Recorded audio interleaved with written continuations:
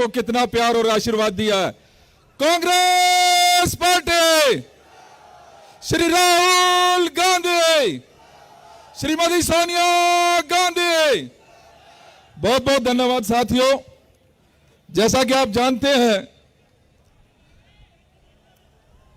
लोकतंत्र को बचाने की इस लड़ाई की न्याय योद्धा माननीय राहुल गांधी जी, जिन्होंने 4000 किलोमीटर की भारत जोड़ो यात्रा का आयोजन किया, विभिन्न लोगों से मुलाकात की, विभिन्न जो हमारे वर्ग हैं उनसे मुलाकात की, बात की, चर्चा की, और उसके पश्चात जो न्याय पत्र के रूप में कांग्रेस का न्याय पत्र लोगों के बीच में दिया है, मैं उसके लिए माननीय राहुल गांधी जी का धन्यवाद करना चाहता हूं।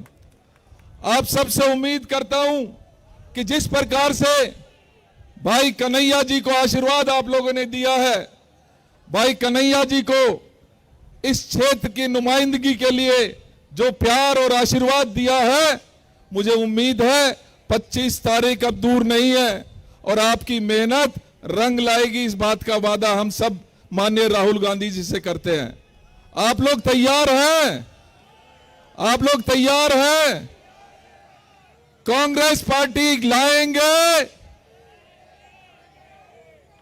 25 मई को, भाजपा को भगा देंगे। 25 मई भाजपा गई, 25 मई, 25 मई। मैं ज्यादा देर नहीं लूंगा क्योंकि बहुत गर्मी है। आप बहुत समय से यहां पर उपस्थित हैं, मुझे प्यार और आशीर्वाद दिया है, भाई कन्हैया जी को आपका आशीर्वाद मिला है, और इस मंच पर भाई सचिन जी लगातार आपके लिए, आपके सेवा में पिछले 15 दिन से लगे हैं। माननीय केसी वेणुगोपाल जी लगातार चर्चा करते रहे किस तरीके से हमारा ये कैंपेन आगे बढ़ रहा है। आपने मजबूती के साथ इस कैंपेन को आगे बढ़ाया है और उम्मीद करता हूं 25 को आप लोग 2 नंबर बटन पर दबाकर कांग्रेस के भाई कन्हैया जी को जिताने का काम करेंगे।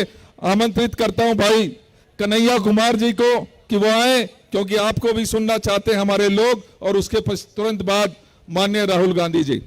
भाई कन्हैया जी, कन्हैया जी प्लीज कम।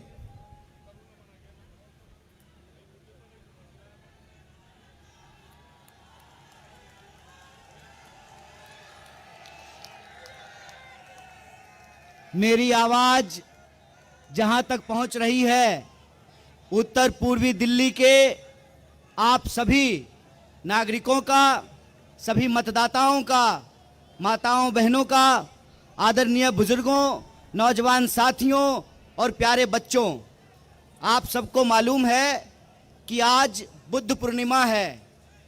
आज पूरा देश, पूरी दुनिया तथागत बुद्ध की जयंती मना रही है और तथागत बुद्ध सत्य और अहिंसा के सिद्धांत को मानते थे। और यहाँ पर मंच पर राष्ट्रपिता बापू की तस्वीर लगी है। बापू भी सत्य और अहिंसा के रास्ते पे चलकर इस देश को आज़ादी दिलाई। तो इस मंच से हम सत्य और अहिंसा के सिद्धांत को, उस रास्ते पर चलने के संकल्प को दोहराते हैं। और आप सब लोग, उत्तर पूर्वी दिल्ली की जनता ने जिस तरीके से प्यार दिया है, माँओं ने अपने आंचल से पसीना पोंछा, बुजुर्गों ने सर ठोक कर आशीर्वाद दिया, नौजवान साथियों ने हाथ मिलाकर कहा कि भैया इस बार हम लोग दिल्ली बदलेंगे। तो मैं आप तमाम लोग जो बदलाव का संकल्प लिए हैं, आपका हार्दिक अभिनंदन करता हूं, आपका इस्तकबाल करता हूं और आप सबको दिल की गहराइयों से आभार व्यक्त करता हूं, आपको धन्यवाद कहता हूं। और बिना किसी देरी के यहाँ जो सम्मानित मंच है, मंच पर उपस्थित हमारी पार्टी के पूर्व अध्यक्ष श्री राहुल गांधी जी, हमारे पार्टी के महासचिव केसी वेणुगोपाल जी और एआईसीसी की तरफ से ऑब्जर्वर लगाए गए पूर्व मंत्री, पूर्व सांसद और जनरल सेक्रेटरी बड़े भाई सचिन पायलट जी, दिल्ली प्रदेश कांग्रेस कमेटी के अध्यक्ष देवेंद्र यादव जी, पूर्व अध्यक्ष अनिल चौधरी जी, हमारे बुजुर्ग और आदरणीय नेता चोपड़ा जी और दूसरी जगहों से भी मौजूदा विधायक भाई जिग्नेश मेवानी, हमारे क्रांतिकारी दोस्त हैं। ये बहुत अच्छा संयोग है कि आज बुद्ध पूर्णिमा है, हम दोनों भाई चलेंगे बुद्ध विहार में भगवान बुद्ध की जयंती मनाने के लिए। मंच पर उपस्थित केरल से हमारे सांसद IB हेडन जी और आम आदमी पार्टी के हमारे MLA राजेंद्र पाल गौतम जी, आम आदमी पार्टी के हमारे दोनों पार्षद, पूर्व विधायक और तमाम जो लोग यहाँ मौजूद हैं, हमारे कई पूर्व विधायक, पूर्व मंत्री मंच पर उपस्थित हैं। मैं आप सबको, सम्मानित मंच को इकट्ठे प्रणाम करता हूँ, आप सबको नमस्कार करता हूँ। मैं आप सबका नाम बारी बारी से नहीं ले रहा हूँ, लेकिन 10 दिन के चुनाव में ना सिर्फ मुझे आपका नाम याद हो गया है, आपका काम भी याद हो गया है, आपका जज्बा भी याद हो गया है। आप सबको मैं नमस्कार करता हूँ, आपको आभार व्यक्त करता हूँ। और बिना किसी देरी के मैं आपसे सिर्फ 3 बात कहना चाहता हूँ।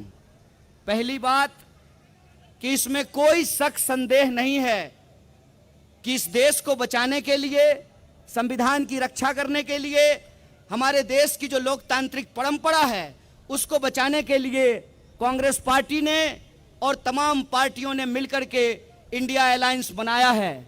दिल्ली में कांग्रेस पार्टी की ओर से, आम आदमी पार्टी की ओर से और इंडिया अलायंस की ओर से मैं उत्तर पूर्वी दिल्ली का प्रत्याशी हूं। इस संबंध में मैं आप सबसे एक बात कहना चाहता हूं।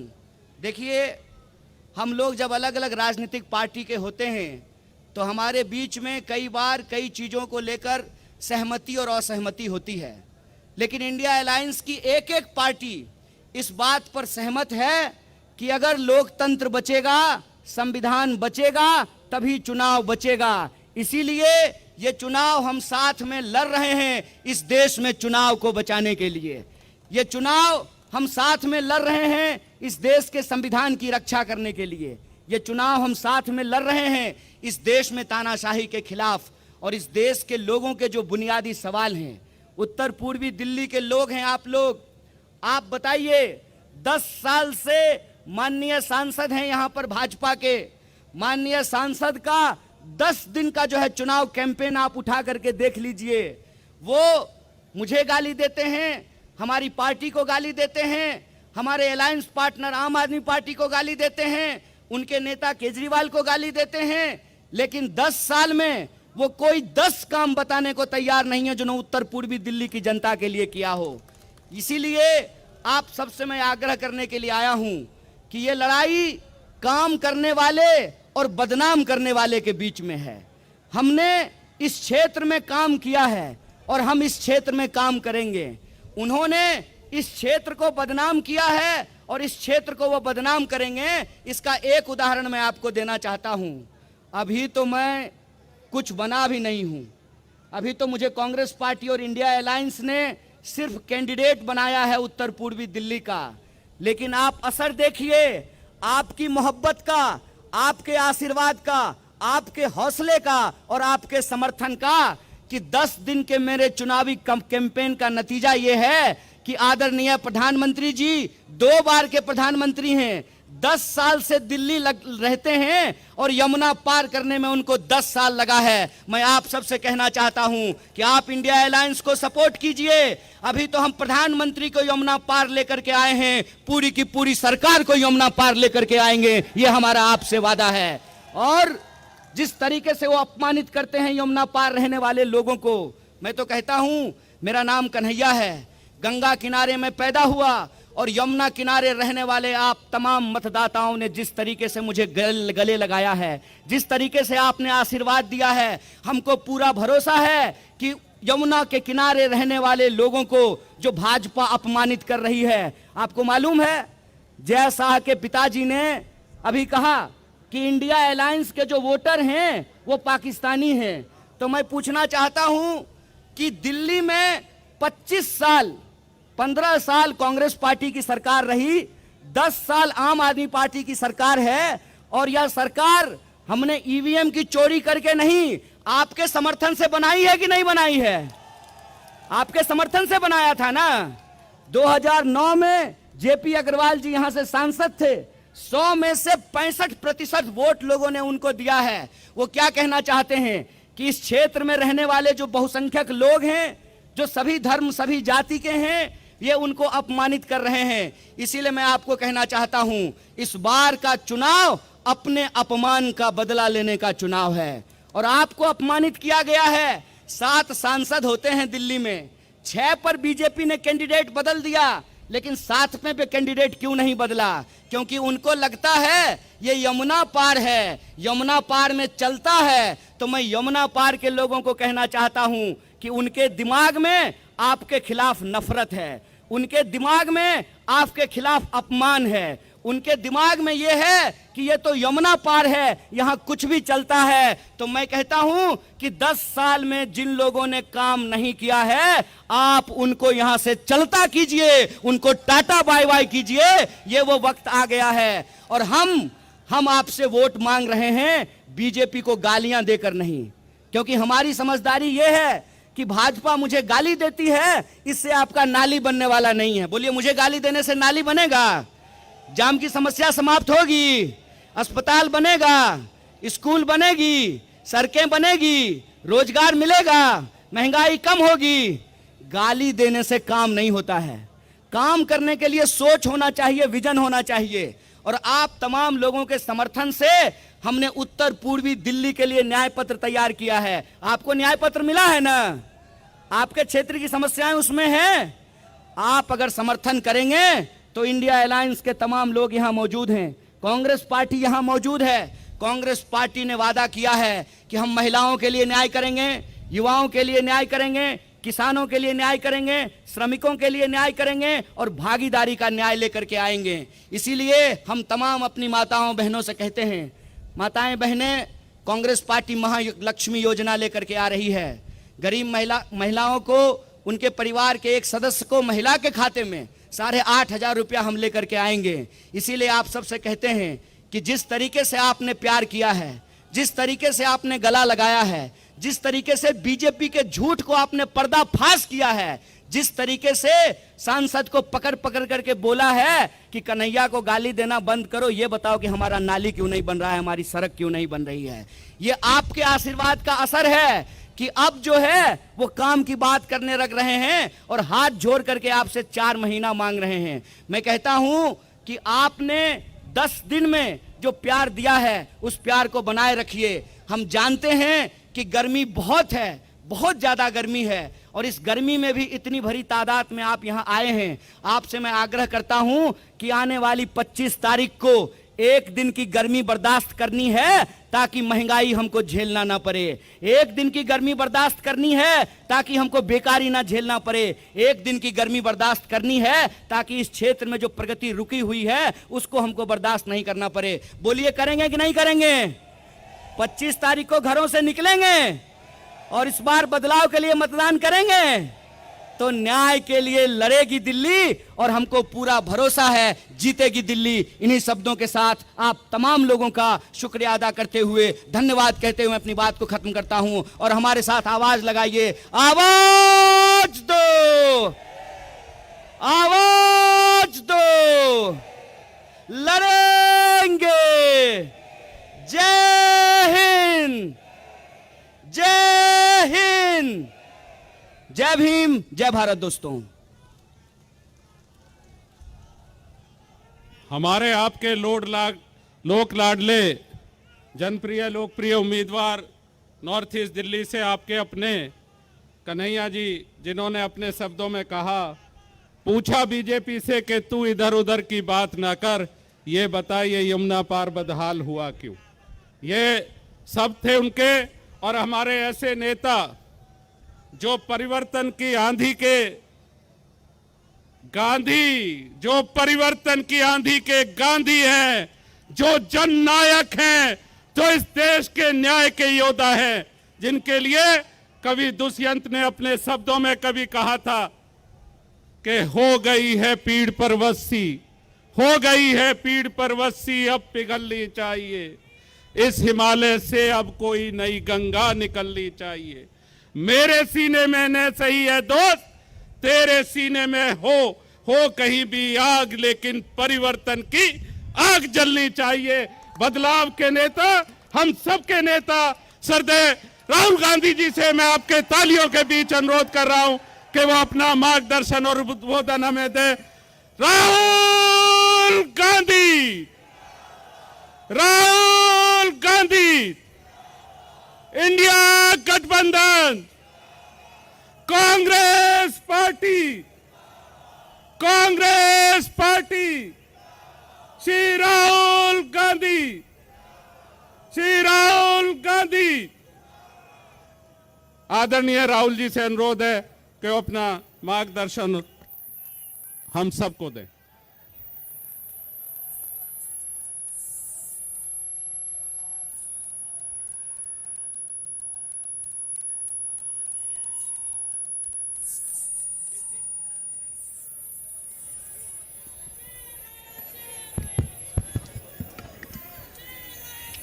केसी वेणुगोपाल जी,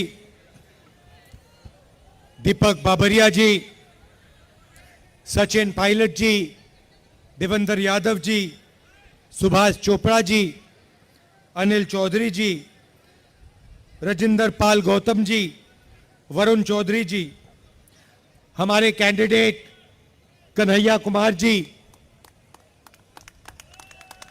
स्टेज पे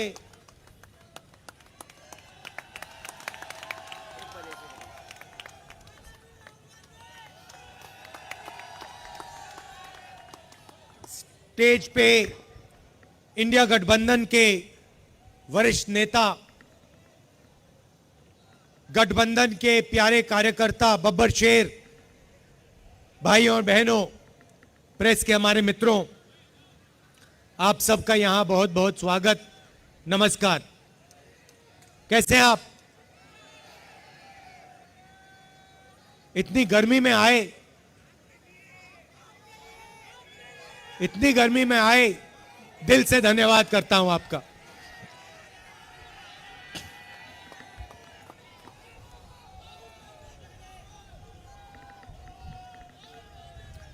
भाइयों और बहनों, लड़ाई इस चुनाव में ये कॉन्स्टिट्यूशन की है, संविधान की है। ये जो संविधान है, ये सिर्फ एक किताब नहीं है। इसमें हिंदुस्तान की हजारों साल पुरानी एक विचारधारा, एक सोच है। अंबेडकर जी ने इस कॉन्स्टिट्यूशन को बनाया, गांधी जी ने बनाया, जवाहरलाल नेहरू जी और हिंदुस्तान के करोड़ों लोगों ने मिलकर इस कॉन्स्टिट्यूशन को, संविधान को बनाया, मगर इसमें सोच पुरानी है।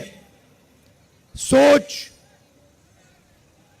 बुद्ध भगवान की है,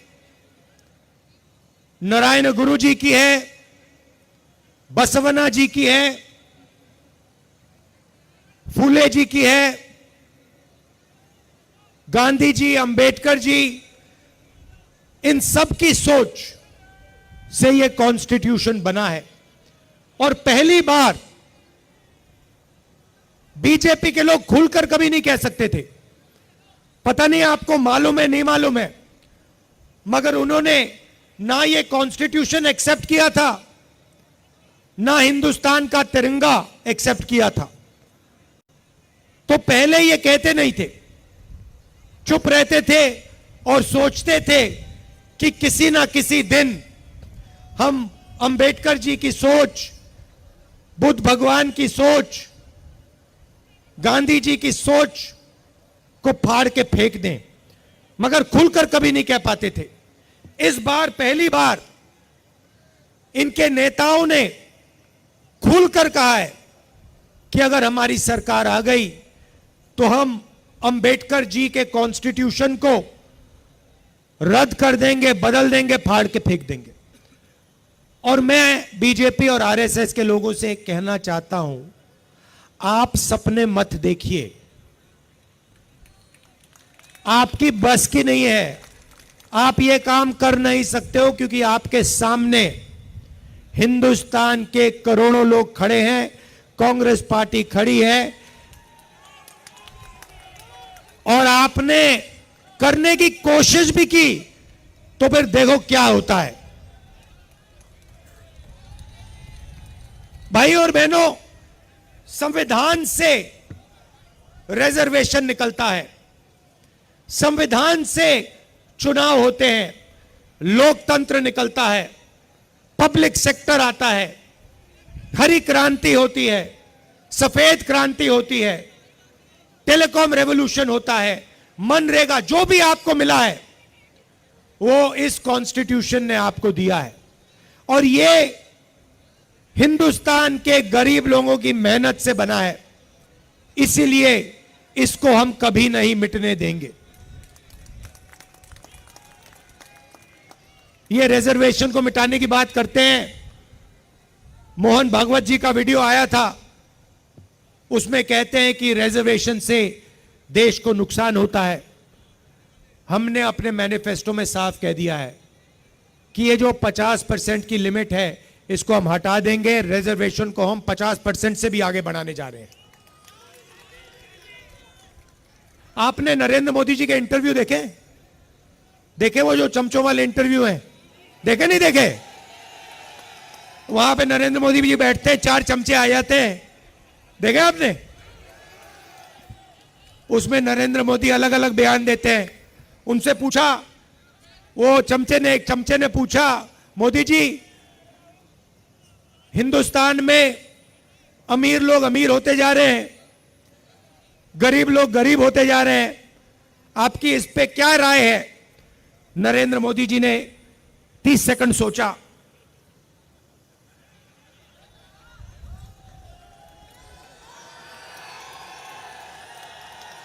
फिर कहते हैं, क्या मैं सबको गरीब कर दूं? अच्छा देखो, कन्हैया है यहां पे। अब कभी कभी मेरे से मिलने आता है, बातचीत होती है, कभी कभी इंटरनेशनल रिलेशंस पे बात हो जाती है, कभी गरीबी पे बात हो जाती है। कन्हैया में अलग अलग लेवल की समझ है, यमुना पार की समझ है, किसानों की समझ है और इंटरनेशनल लेवल की भी समझ है। मगर अगर एक दिन कन्हैया मुझसे मिलने आए और मुझे कॉन्फिडेंस में लेके, सुनो, और मुझे कॉन्फिडेंस में लेके बंद कमरे में कह दे कि राहुल जी, मैं बायोलॉजिकल नहीं हूं, मुझे परमात्मा ने भेजा है, तो मैं कन्हैया से कहूंगा, हाथ जोड़ के कहूंगा, कन्हैया ये बात तू बाहर मत कह दियो, गलती से भी ये बात बाहर मत कह दियो। मगर देश के प्रधानमंत्री चमचों के सामने इंटरव्यू में खुल के कहते हैं, मैं बायोलॉजिकल नहीं हूं, मैं बायोलॉजिकल नहीं हूं। जैसे आप सब हिंदुस्तान के की जनता, सारे के सारे जीव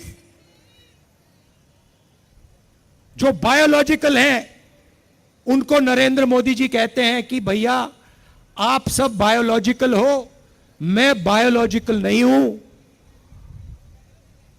मुझे परमात्मा ने ऊपर से भेजा है, मिशन के लिए भेजा है। अब अगर भैया सड़क पे आपको ये कोई कह दे तो आप उसे क्या कहोगे? क्या कहोगे? उसे कहोगे भैया माफ करो, काम अपना करो, हमें अपना काम करने दो।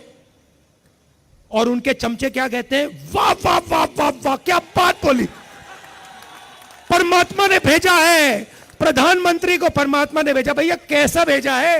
कोविड के समय कहता है थाली बजा दो, परमात्मा ने भेजा। और कोविड के समय कहते हैं लाशों की ढेर पड़ी हैं गंगा में, यहां पे यमुना पार हजारों लोग अस्पतालों के सामने, अंदर नहीं सामने लेटकर आखिरी सांस तोड़ रहे हैं। और प्रधानमंत्री आते हैं, कहते हैं भाई और बहनों,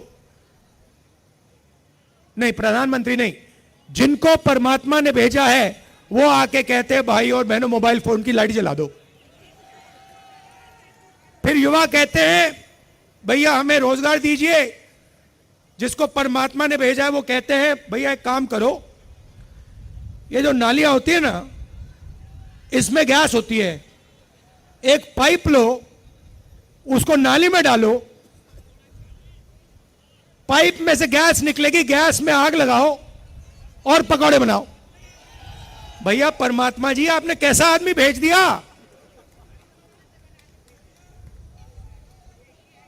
अच्छा ये जो आए हैं ऊपर से, जो परमात्मा ने भेजा है, अजीब सी बात यह है कि ये सिर्फ 22 लोगों के लिए काम करते हैं। अदानी जी के लिए, अंबानी जी के लिए, वो जो भी चाहते हैं 2 मिनट में मोदी जी कर देते हैं। रेलवे चाहिए ले लो, पोर्ट चाहिए ले लो, इंफ्रास्ट्रक्चर ले लो, अग्निवीर स्कीम चाहिए, चलो अग्निवीर स्कीम दे देते हैं, जो भी इनको चाहिए दे देते हैं।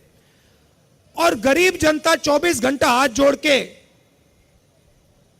कर्जा माफी मांगे, सड़क मांगे, अस्पताल मांगे, शिक्षा मांगे, नरेंद्र मोदी बस देखते रहते हैं। अजीब सी बात है, 16 लाख करोड़ रुपया अरबपतियों का माफ किया है। 16 लाख करोड़ रुपया आम आदमी समझता ही नहीं है कितना है। जितना पैसा मनरेगा में हमने 1 साल में डाला, अगर आप 24 साल का पैसा ले लो, उतना इन्होंने 22 लोगों का कर्जा माफ किया है। किसानों का 24 बार कर्जा माफ करो, हर किसान का कर्जा माफ कर दो, उतना पैसा इन्होंने 22 लोगों को दिया है। और देते जाते हैं, देते जाते हैं, देते जाते हैं। भैया यमुना पार के बारे में आपने कभी मीडिया वालों को बोलते हुए देखा है? आपकी सड़कें दिखाई इन्होंने? ये जो कचरा पड़ा हुआ था बाहर, ये इन्होंने दिखाया कभी? मगर अंबानी की शादी तो दिखाते हैं। थोड़ी देर में ये भी कहेंगे कि भैया हमें भी भगवान ने भेजा है।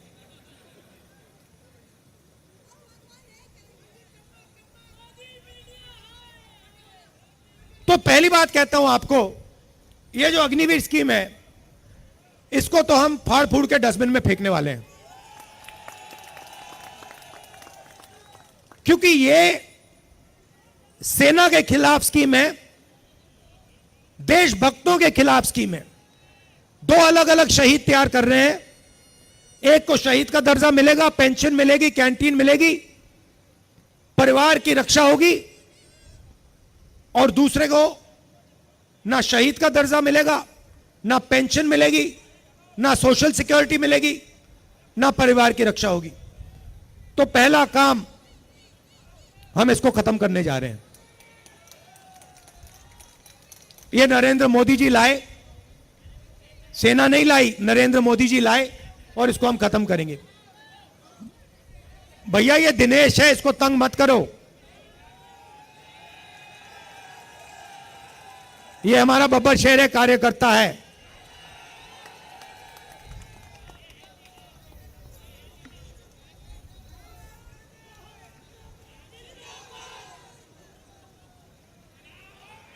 अच्छा,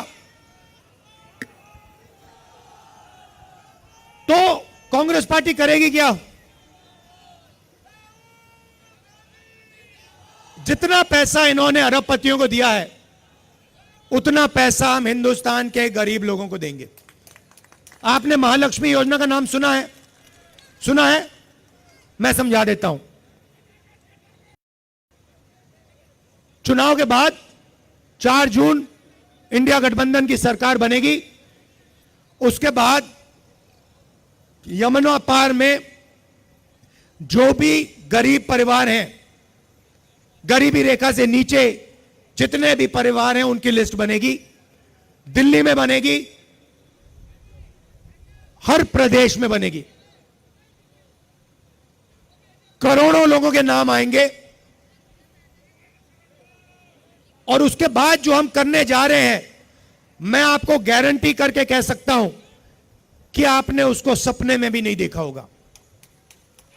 ऐसा सपना हिंदुस्तान के गरीबों ने नहीं देखा होगा जो हम करने जा रहे हैं, जिसको हम सच्चाई में बदलने जा रहे हैं। लिस्ट बनेगी, हर परिवार में से एक महिला का नाम चुना जाएगा,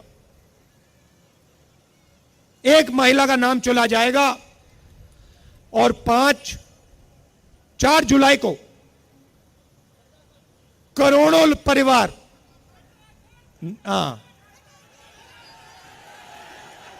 खटाखट करोड़ों परिवार जागेंगे।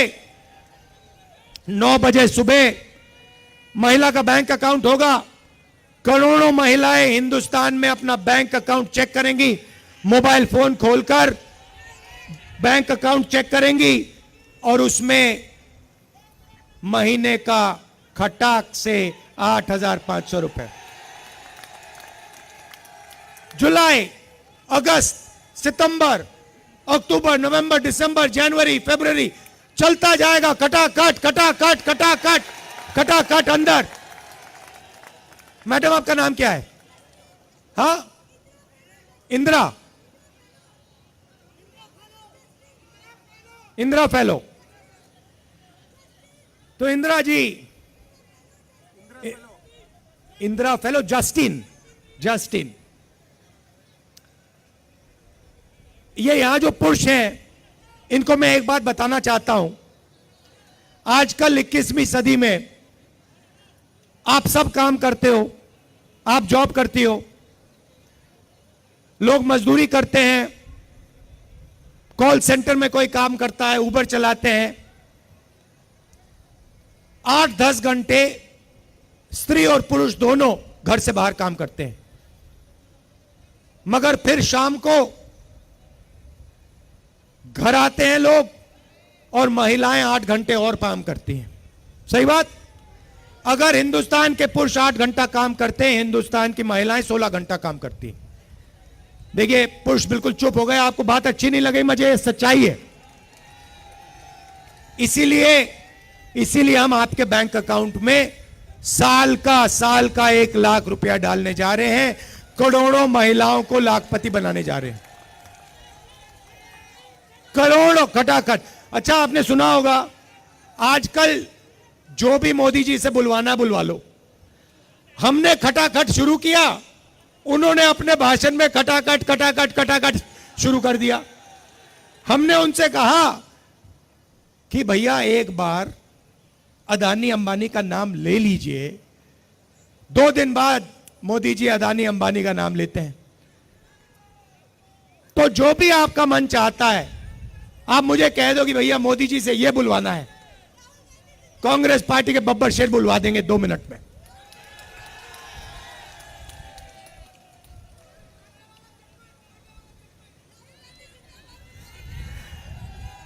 किसानों को, खैर यहां ज्यादा किसान नहीं है मगर बताना चाहता हूं आपको, किसानों का कर्जा माफ और किसानों को मिनिमम सपोर्ट प्राइस, मजदूरों को मनरेगा के लिए 250 रुपए नहीं 400 रुपए, आशा और आंगनवाड़ी महिलाओं की आमदनी दुगनी। यह हमारा मैनिफेस्टो में लिखा है। यहां पे बहुत सारे युवा हैं, आपको मैं मैसेज देना चाहता हूं। सबसे पहला काम, 30 लाख जो सरकारी नौकरियां हैं वो हम आपके हवाले करने जा रहे हैं। दूसरा काम,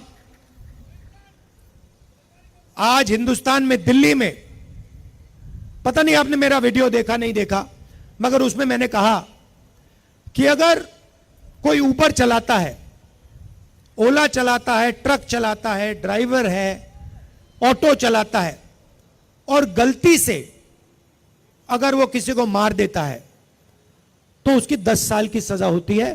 पुलिस वाले हथकड़ियां लगा देते हैं, जेल में डाल देते हैं, मारते हैं और 10 साल की सजा, चाबी फेंक देते हैं। पूना में अरबपति का बेटा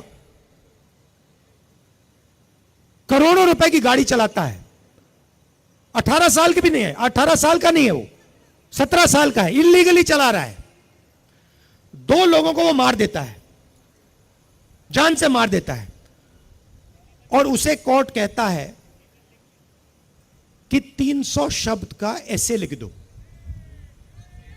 अच्छा, मैं सवाल पूछना चाहता हूं, ये जब ट्रक ड्राइवर मारता है तो उससे ये ऐसे क्यों नहीं लिखाते? जब बस ड्राइवर किसी को गलती से मार देता है तो उससे ऐसे क्यों नहीं लिखाते? हां, तो ये हम बदलना चाहते हैं। हमारी लड़ाई न्याय की लड़ाई है, अन्याय के खिलाफ लड़ाई है, संविधान की लड़ाई है। और युवाओं के साथ पिछले 10 साल अन्याय हुआ है। नरेंद्र मोदी जी ने झूठ बोला, 2 करोड़ युवाओं को रोजगार दूंगा, और जो रोजगार देने का सिस्टम है, स्मॉल और मीडियम इंडस्ट्री, छोटी दुकानें, छोटे कारीगर, छोटी फैक्ट्रियां, उन सबको नोटबंदी और जीएसटी से नरेंद्र मोदी ने खत्म किया। क्यों किया? अदानी और अंबानी की मदद करने के लिए। क्यों? क्योंकि वो चाइना का माल हिंदुस्तान में बेच पाए।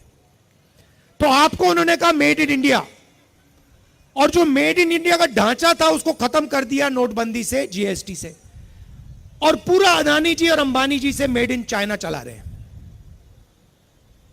और सिस्टम, आर्थिक सिस्टम पूरा बंद पड़ा हुआ है।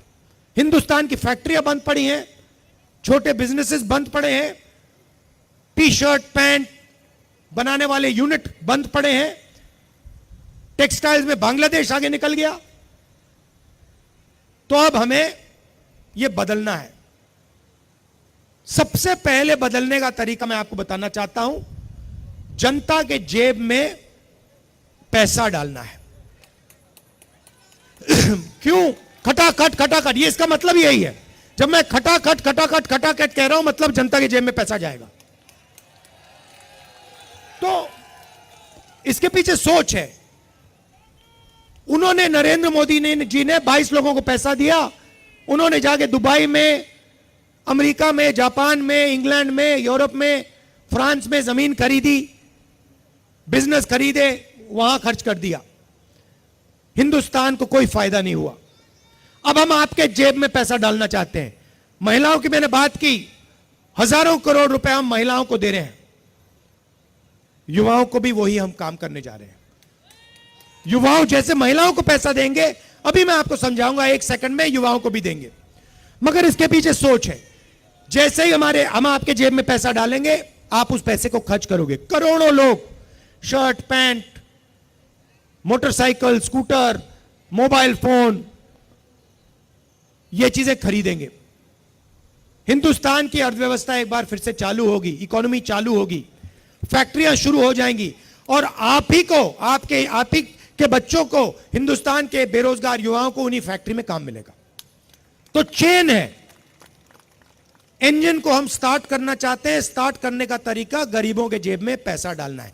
उन्होंने इंजन को बंद करा। बंद कैसे किया? अरबपतियों के जेब में पैसा डालकर। अब युवाओं की बात करना चाहता हूं। 30 लाख रोजगार तो हम आपको शुरू में ही दे देंगे, मगर उसके बाद आपको हम एक अधिकार देने जा रहे हैं। पहली बार दुनिया की कोई सरकार ऐसा अधिकार दे रही है। सोच है, पहली नौकरी पक्की, 1 साल की नौकरी की गारंटी पब्लिक सेक्टर में, बीएचईएल, एचईएल, इन कंपनियों में, प्राइवेट सेक्टर में, सरकारी अस्पतालों में, सरकारी कॉलेजेस, यूनिवर्सिटीज में, सरकारी ऑफिसेज में। हिंदुस्तान के ग्रेजुएट्स को, यूनिवर्सिटी, कॉलेज, डिप्लोमा होल्डर्स को 1 साल की गारंटीड नौकरी, बेहतरीन ट्रेनिंग, और बैंक अकाउंट में महीने का 8,500 रुपए खटाखट खटाखट खटाखट अंदर। साल का, 1 साल का 1 लाख रुपया आपके जेब में। उसके साथ आप जो करना चाहते हो करो, मगर हम चाहते हैं कि आप उसको खर्च करो, क्योंकि जब आप खर्च करोगे तो ही हिंदुस्तान की अर्थव्यवस्था चालू होगी, फैक्ट्रियां शुरू होंगी, बेरोजगारी खत्म होगी। तो हम इंजन स्टार्ट करना चाहते हैं। जैसे आप स्कूटर में पेट्रोल डालते हो, और फिर चाबी घुमाते हो। ये जो पैसा हम आपके जेब में डाल रहे हैं, किसानों के जेब में डाल रहे हैं, ये वही है, पेट्रोल है अर्थव्यवस्था को स्टार्ट करने का। और आप ये किसी भी इकोनॉमिस्ट से पूछ लीजिए, वो आपको बताएगा कि हिंदुस्तान में अर्थव्यवस्था को चालू करने का यही तरीका है और कोई तरीका ही नहीं है। तो ये हम करने जा रहे हैं, इससे करोड़ों लोगों को फायदा होगा। भाई और बहनों, अंत में ये विचारधारा की लड़ाई है। ये चाहते हैं, नरेंद्र मोदी जी चाहते हैं कि हिंदुस्तान में जो 90% लोग हैं, दलित, आदिवासी, पिछड़े वर्ग के लोग, माइनॉरिटी के लोग, गरीब जनरल कास्ट के लोग, इनकी कोई भागीदारी ना हो, इनकी कोई जगह ना हो। ये चाहते हैं कि हिंदुस्तान को जैसे पहले राजा महाराजा चलाते थे, वैसे ही 21वीं सदी में 21वीं सदी के महाराजा, राजा महाराजा चलाएं। कांग्रेस पार्टी ने इसी के खिलाफ लड़ाई लड़ी थी। हम चाहते हैं कि हिंदुस्तान को, हिंदुस्तान का आम आदमी, हिंदुस्तान का किसान, हिंदुस्तान का युवा, हिंदुस्तान के छोटे दुकानदार, हिंदुस्तान के मजदूर, हिंदुस्तान के गरीब, पिछड़े, दलित, आदिवासी, गरीब जनरल कास्ट के लोग, ये सब मिलकर इस देश को चलाएं। इसीलिए ये इस पे आक्रमण कर रहे हैं, क्योंकि ये जानते हैं कि जब तक ये है तब तक हिंदुस्तान के गरीब लोगों की आवाज है, और जिस दिन ये मिट गया उस दिन हिंदुस्तान के गरीब लोगों की आवाज बंद हो जाएगी, मिट जाएगी, घुट जाएगी। तो लड़ाई इसकी है, अंबेडकर जी की लड़ाई है। मैं जानता हूं कि आप सब एक साथ मिलकर पूरा दम लगाकर यहां कन्हैया जी को, दिल्ली में हमारे कैंडिडेट्स को, आम आदमी पार्टी को के कैंडिडेट्स को जिताओगे। आम आदमी पार्टी के कार्यकर्ताओं से कहना चाहता हूं, आपको 4 सीटों में आम आदमी का समर्थन करना है, 3 सीटों में कांग्रेस पार्टी का समर्थन करना है। कांग्रेस पार्टी के कार्यकर्ताओं से कहता हूं, आपको 3 सीटों में कांग्रेस पार्टी का समर्थन करना है और 4 सीटों में आम आदमी पार्टी का समर्थन करना है। और एक साथ मिलकर आप सब काम कीजिए, मिलकर काम कीजिए, और साथ के साथ सीटों में बीजेपी को दिल्ली में हराना है। दिल से आपका धन्यवाद करता हूं, आप दूर दूर से आए और इतनी गर्मी में आप आए। धन्यवाद। जय हिंद, नमस्कार। आदरणीय राहुल गांधी जी का, अरे खोल, आदरणीय श्री राहुल गांधी जी जो 4000 किलोमीटर भारत जोड़ो यात्रा में और 6000 किलोमीटर के लगभग पूर्वोत्तर से महाराष्ट्र में न्याय